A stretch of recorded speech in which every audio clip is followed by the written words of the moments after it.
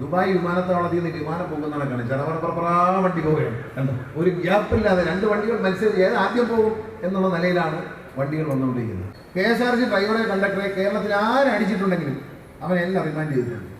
2 വർഷം മുമ്പ് KSRTCയുടെ മന്ത്രിയായി ഞാൻ ചുമതല എടുക്കുമ്പോൾ ഞാൻ പറഞ്ഞൊരു കാര്യമുണ്ട്. അന്ന് മാധ്യമങ്ങൾ ചോദിച്ചപ്പോൾ പറഞ്ഞു, ജീവനക്കാർക്ക് ഒരുമിച്ച് ശമ്പളം കൊടുക്കും, ഒറ്റ ദിവസം 1-ാം തീയതി കൊടുക്കണം എന്ന് എൻ്റെ ലക്ഷ്യം.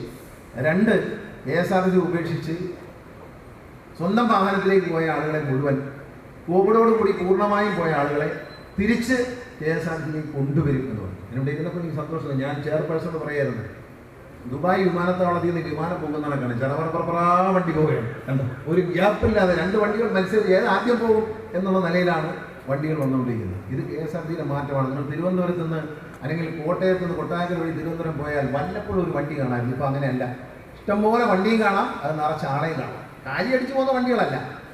യാത്രക്കാർ ഭാഗവാസങ്ങൾ പറഞ്ഞതുപോലെ കൈ കാണിക്കുന്നവരെല്ലാം നിർത്തി സന്തോഷത്തോടെ കയറ്റിക്കൊണ്ട് പോകുന്ന ജീവനക്കാരുടെ ഒരു ആറ്റിറ്റ്യൂഡ് മാറാൻ കാരണം അവർക്ക് 1-ാം തീയതി ശമ്പളം കൊടുത്തതും അവരെ തിരിച്ച് അവർക്ക് 1-ാം തീയതി ഒരുമിച്ച് ശമ്പളം കൊടുക്കുകയും അവർക്ക് നല്ല സൗകര്യങ്ങൾ ഒരുക്കുകയും അവർക്ക് മാന്യമായ സ്ഥാനം കിട്ടുകയും ചെയ്തു. കാരണം ഞാൻ മന്ത്രിയെ വന്നതിന് ശേഷം KSRTC ഡ്രൈവറെ കണ്ടക്ടറെ കേരളത്തിൽ ആരടിച്ചിട്ടുണ്ടെങ്കിലും അവനെല്ലാം റിമാൻഡ് ചെയ്തിട്ടുണ്ട്. കാരണം ആ കേസിൽ നേരിട്ട് മന്ത്രി പോലീസ് സ്റ്റേഷനിൽ വിളിക്കും.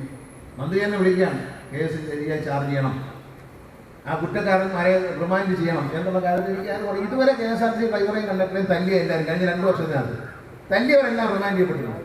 കാരണം കോടതി മുമ്പാകെ ഇവരെ കുറ്റങ്ങൾ കൃത്യമായി തെളിയിക്കാനും അവരെ റിമാൻഡ് ചെയ്യിക്കാനും കേരള പോലീസിന് കഴിഞ്ഞു. അതിന് നമ്മളൊരു വിട്ടുവീഴ്ചയും ചെയ്തില്ല. മറ്റേ വേറെ കാര്യം ഉണ്ടായിരുന്നു, ബസ്സിൽ ഇടിച്ചു കഴിഞ്ഞാൽ ഈ ആര് ബസ്സിൽ കൊണ്ടിടിച്ചാലും ചാർജ് KSRTC കേസിലെ പ്രതി.